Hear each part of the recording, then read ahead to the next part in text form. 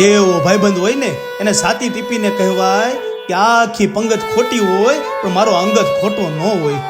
શું કહું મારા મિત્ર માટે કે મિત્ર કીજીએ મર્દ મર્દ મન દર્દ મિટાવે, મિત્ર કીજીએ મર્દ કામ વિપત્તિ में આવે, મિત્ર કીજીએ મર્દ સત્ય કહ કર સમજાવે, મિત્ર કીજીએ મર્દ ખુશામત કર નહીં આવે, મિત્રતા ही को नाम है लोभ कबू मन ना लावे.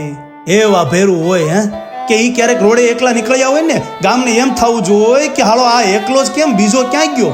ઈ આંતરે ગાંઠું પડી ગઈ હોય એના ભરોહા હોય અને એને અડધી રાતે ફોન કર્યો હોય કે મારો વાલો આમ અહીંયા હલવાણો છું, મારો ભાઈ આવજે ને. અને એ ખિસ્સામાં ના હોય તો 60 રૂપિયા કોકની પાસે ઉસીના લઈને અડધો લીટર પેટ્રોલ લઈને હામો આવે. એવી ભાઈબંધી હોય કે મિત્રો એડા કીજીએ ઢાલ સરીખા હોય, સુખ में वो पीछू रहे અને દુઃખ में वो आगे હોય.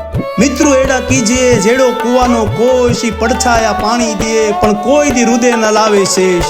મિત્રો એડા કીજીએ જેડો ટંકણ ખાર, આબ ભલે પર રૂજવે અને ભાંગ્યા સાંધાણા હાર. બાકી ઓલા એમ કે ને કે એકચ્યુઅલી હવે મારા મોમ નહીં જાગે. અરે જા ભૂંડા, તારા મોમ જાગે એ પેલા અમારા બોમ્બ ફોડી નાખે. અને એટલે એમ કીધું કે આ બધી વાતો કરે કે મિત્ર આમ બધા કાંઈક ને કાંઈક કરી ખાય.